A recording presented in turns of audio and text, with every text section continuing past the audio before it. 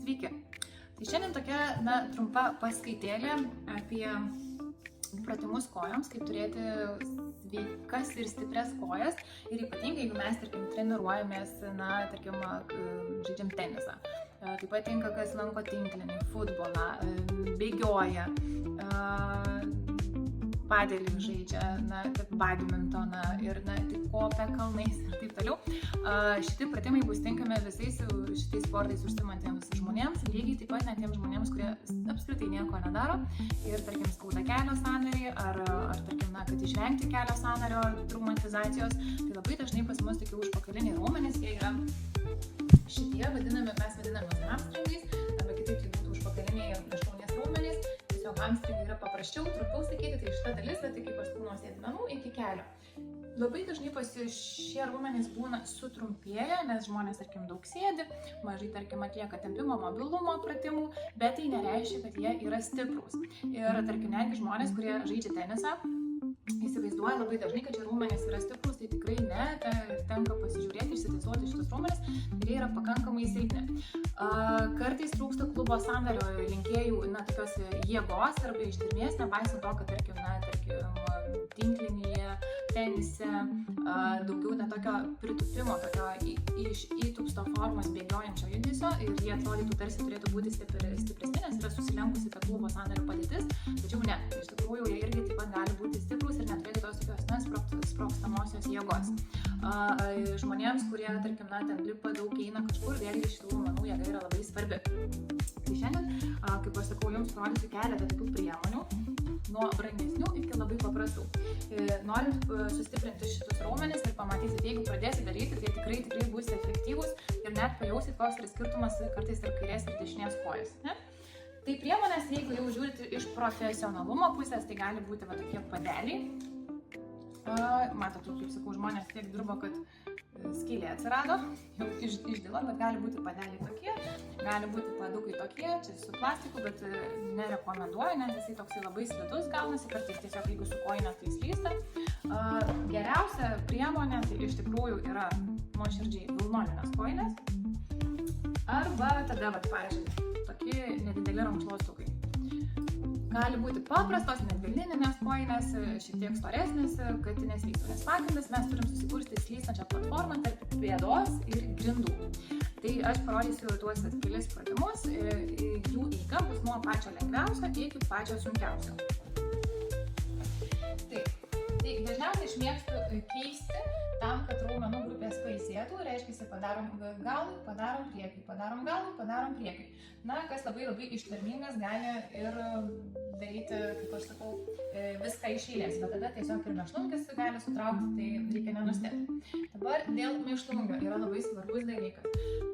Mėšlungio nereikia šiaip bijoti, jeigu neplaukėt vandenį, kad nesutraukti ir nenuskesti.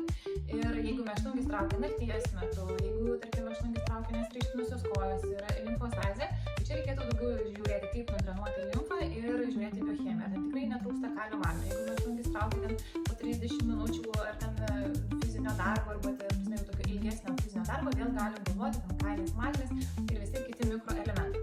Bet jeigu mėšlungis jums sutraukia tarp 1-5 judesio, tai tikrai ne kailis, magnis. Tai yra netreniruotas raumuo arba gali būti ir spazmuotas, gali būti ir silpnas ir nėra koordinacijos tarp nervų sistemos ir tinkamo raumens valdymo. Tarkim, arba per mažas miofibrilių aktyvumas, vadinamų raumens skaidulų. Tai šito atveju, jeigu, tarkim, ten padarė 2-3 judesius ir ištraukė mėšlungis, neišsigąsit, nereikia pulti tempti kojas. Jeigu įmanoma, tai net ir išbūnat toj padėtį, kurioje sutraukė. Atsipalaidavęs, nebūtina tempti priešingą pusę, bet paimsit ir vėl kartojat tą patį pratimą. Vėl ten sutraukėt ties trečių judesių, vėl pailsit ir vėl kartojat tą patį pratimą. Kas gausis, pastebėsit, kad po truputėlį tas, jeigu mėšlungis yra, jisai darysis vis vėliau, o paskui visai jo ir nebebus. Tai iš visų savo priemonių aš pasirinksiu vilnoninės kojines, nes man jos labiausiai patinka. Geriausiai šiaip iš tikrųjų nuoširdžiai geriausiai slysta. Ką jums reikia daryti? Atsigulti ant nugaros, pasidėti sėdmenis galima ant kilimėlio krašto, tiesiog galima daryti ir tiesiog ant grindų, jeigu jums yra patogu. Pastatom kulniukus ant kojinių, užriečiam pirštukus į save, dubenį porotuojam, užriečiam į save, kad nebūtų nugaros išrietimo. Čia labai dažnai tą daro ir vaikai, bet ir suaugę. Tai būna, kai reikia pakelti dubenį, eina į nugaros išrietimą, kaip aš sakau, jeigu nesitreniruojam daryti tiltelio, tai nereičiam tos nugaros, nes mums yra svarbu sėdmenų aktyvacija, hamstringų aktyvacija, užpakalinių raumenų aktyvacija. Tai dubenį paverčiam į save, pakeliam nuo žemės, nebūtume ten kelti maksimaliai aukštai, užtenka tiesiog per vieną sprindį nuo žemės, suspaudžiam stipriai sėdmenis, mes aktyvuojam, nerečiam nugaros, rankytės ant žemės, kojos yra dubens kauliukų pločio, reiškia dubens kauliukas, brėžiu liniją tarp kelio centras, ir jeigu taip toliau brėžti, tai būtų antras pirštas. Tai vėl, paverčiu, suspaudžiu sėdmenis, pakeliu rankos ant žemės, kojų neskėčiu į šonus primenu, ištiesiam kojas, gerai, pasakiau nuo lėgiausių, tai pradėsim nuo lėmesnių. Reiškia vieną koją pirmyn, kitą atgal. Ir ne tai, kad vieną pritraukiu, kitą ištiesiu, bet iš karto keičiant, vieną koją pirmyn, kitą atgal. Čia būtų 1, 2, 3, 4, 5, kol pasieksim 20. Normalu, kad iš pirmo karto tiek ir nesigaus, gausis mažiau, galbūt kažkam gausis 10, kažkam 15, viskas tvarkoja. Padarėm šitą, tarkim, 20, verčiamės ant 4 ir mes jau dabar įjungsim, tiesiog ilsėsis tuo momentu hamstringai, mes dirbsim jau pilvo presas ir pilvo sąnario linkėjai. Tai galim vėlgi pirštelius atsisukti, tai gal geriau matysit, pirštelius ant kojnyčių, ant žemės, taip, ir mes vieną lenkiam, kitą tiesim. Ir čia irgi būtų 1, 2, 3, 4, 5, kol padarom, tikslas yra 20. Padarėm 20. Vėl grįžtam prie užpakalinio raumenų. Paverčiam dubenį, antras lygis. Rankos ant žemės ir ištiest, suglaust, ištiest, suglaust, ištiest, suglaust. Irgi žiūrit. 5, 10, 15, 20 kartų, kiek tai dienai gaunasi. Bet išlaikant vėl dubenį, išlaikant suspaustus sėdmenis, neatpalaiduojam, neliečiam nugaros, nenuleidžiam užpakalio, taip, ir išlaikom kojas teisioj aši. Lygiai tas pats, kai darom iš keturpėsčios padėties. Vėlgi, kūnas svarbiausia, kad nekabėtų kaip hamakas, nes būna taip pat dažnai žmonės pasikabina, mes truputėlį geriau aukščiau laikytum, nuleisti visada spėsim. Ir vėl ištiesiam, sugaudam, ištiesiam, sugaudam. Tai glaudžiam geriausia daryti iškrepiamą tuo metu. Įtraukiam kojas po atsarams. Padarėm savo skaičių ir grįžtam. Kodėl yra labai svarbu neapsistoti tik tai, ties simetriniais pratimais. Tai reiškia, kad abi kojos arba abi dvi rankos kartu. Nes dažniausiai mes turim vis tiek savo vedančiąją koją, kuri yra, tarkim, viena stipresnė, kita sąlyginai silpnesnė lyginant su kita koja. Ir jos labai dažnai būna skiriasi iš priekio ir iš žalo. Tarkim, viena koja gali būti stipresnė hamstringų, užpakalinė raumenų pusė, o priešingai iš priekio dažniausiai bus silpnesnė. Kartais gali būti ir visa koja silpnesnė. Tarkim, jeigu yra neurologija, kažkoks spaudžiamas diskas, klubo sąnario kažkokie, tarkim, defektai ir taip toliau ir taip toliau. Tai geriausia visą laiką po tų tokių simetrinių pratimų, kuriuos ką tik aš jums parodžiau, visą laiką tada įtraukti jau ir asimetrinius. Todėl, kad jeigu visą laiką darysim simetriškai, mes galim ilgą laiką labai nepastebėti, kad yra disbalansas tarp kojų raumenų. Ir vienas dalykas, o antras dalykas, mes šis laikas kaip pacientam negyvenam kaip kengūros, tai iš mes nėra, kad tik tai ant abiejų kojų šokinėjam ar vaikščiam. Mes vaikštam po vieną. Tai mes nuo vienos kojos ant kitos, nuo vienos ant kitos, lipam laiptais, nuo vienos ant kitos, nuo vienos ant kitos. Visą laiką mes, sakau, jas keičiam. Ir ypatingai tam, jeigu žaidžiam tenisą, bėgiojam, tinklis, futbolas ir visi kita, tai dar yra didesnės apkrovos. Todėl, kad, kaip sakau, bet koks bėgimas, trikinėjimas, šokinėjimas, reikalauja didesnių apkrovų į kojų raumenų sąnarius. Tai ypatingai labai svarbu tada nepamiršti padaryti ir po vieną koją. Tai taisyklės tos pačios.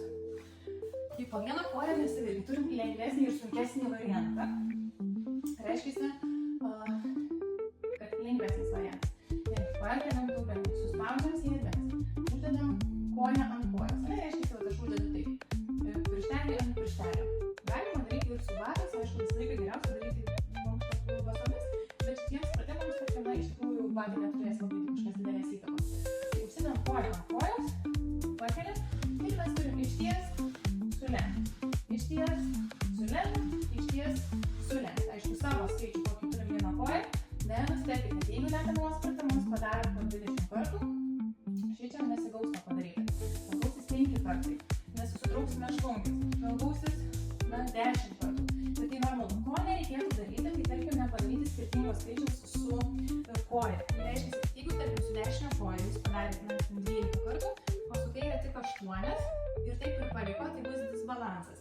Tokiu atveju kitą kartą žinokite, tarkim kairė koja yra silpnesnė, daro mažiau, tai pradėkite ir nuo tos kairės kojos. Tada pradedam pratimus nuo silpnesnės kojos ar rankos ir žiūrim, kiek jinai gali padaryti. Tarkim, kairė koja padarė 8 kartus, tada perinam ant dešinės kojos ir su jie lygiai taip pat padarom 8 kartus, nepaisant to, kad jinai galėtų ir daugiau. Tai reiškia, mes nedidinam to disbalanso, mes tiesiog tą silpnesnę bandom pritempti prie stipresnės kojos lygio ir paskui abidvi to lygį kelti.